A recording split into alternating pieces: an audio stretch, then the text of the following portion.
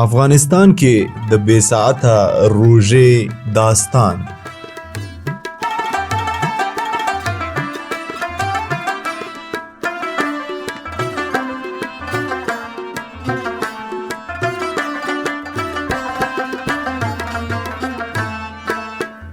توپ غونډۍ یا د توپ تخت د کابل په ګذرګاه کې د بابر بڼ شمالي برخه کې د شیر دروازې غره لویدیځ لوري ته پرته ده. په پخوانیو وختونو کې کله چې ساعتونو ته لاسرسی محدود و، د دې لپاره چې خلک د وخت په اړه پوه شي د ورځې په منځ کې د اعلان کولو لپاره یو توپ ویشتل کېدو.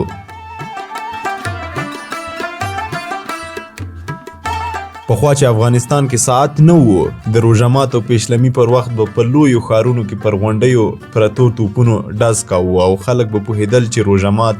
یا پیشلمی دی. کندهار کې به ماشومانو پښتو غاړه ویله چې راغله روژه راغله د ډوم د نغارو سره، یو یې پیشلمی دی بل یې توپ د اذانو سره.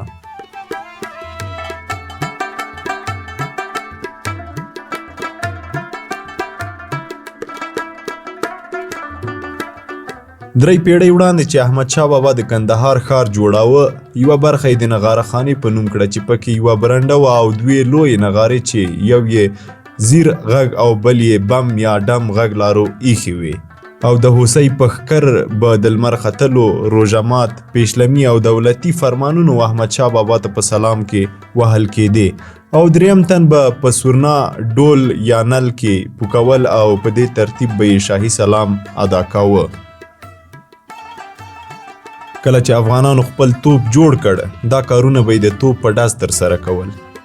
په لومړي ځل د امیر حبیب الله خان په وخت کې د ګذرګاه غونډۍ ته وخېژول شو او پر 12 بجو به یې رسما هره ورځ ډز کاوه چې خلک په غرمه خبر شي، او همدارنګه یې د پیشلمي او روژه مات پر وخت هم ډز کاوه چې خلکو به یې اواز خورا په احتیاط اورېده. اوس پر دې غونډۍ دوې لویې توپخانې پرتې دي چې له فلزو ډکې خولې لري او اوږدوالی یې 3 متره کیږي چې د کابل په خلکو کې د توپ د غونډۍ په نوم مشهوره ده. پورته غونډۍ شاوخوا 2000 متره مربع مساحت لري او دیوالونه یې د غره له ډبرو څخه جوړ شوي دي. د دې غونډۍ په ښکته برخه کې د ګنبد په نوم یوه کوټه ده چې د بابر مغول د لښکر د اډې په توګه کارېده.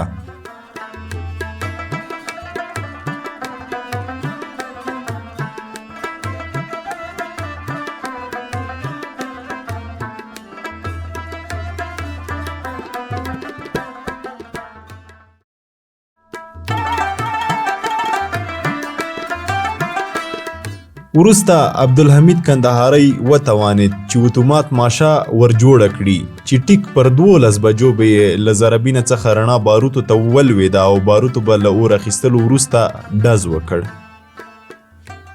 د دې توپ توپچي صابر نومېدو چې د مورخینو په وینا یو وخت د افغانانو افسانوي کس و. یوه پیړۍ د مخه چې ساعت افغانستان ته راغی، د ساعت منار په نامه لوی منار ودرېد او له ساعته به یې ښاریانو وړیا ګټه اخیسته. پخوا چې ډزې او باروت نه وو، خلکو به دې ډز ته په دومره سپېڅلې سترګه کتل چې د غرمې ډز به نه و شوی، هیڅ چا ماشومانو ته ډوډۍ نه ورکوله. د محمد نادر خان په وخت کې یو ایټالوي سیلانی په سیل دې ځای ته ورغلی و او توپچي ته یې د خپل لاس ساعت ورکړ ترڅو ورته اساني وي، خو 2 میاشتې وروسته د ښاروالۍ لخوا ساعت له توپچي څخه بیرته واخیستل شو او تر ننه ورک دی.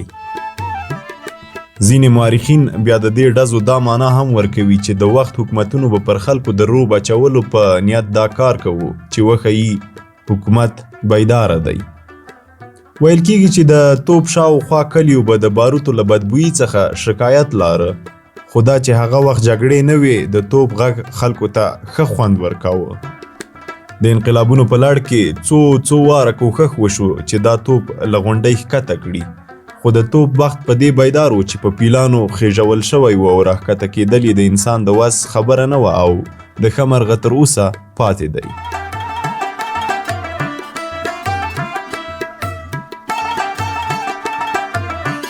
وایي هغه مهال به چې د روژې میاشت کې یو کس مازدیګر په بیړه کور ته روان و، په لاره کې به یو چا ورته د روژه مات ست وکړ، نو ده به ورته ویل مننه ځم توپ کور ته رسوم.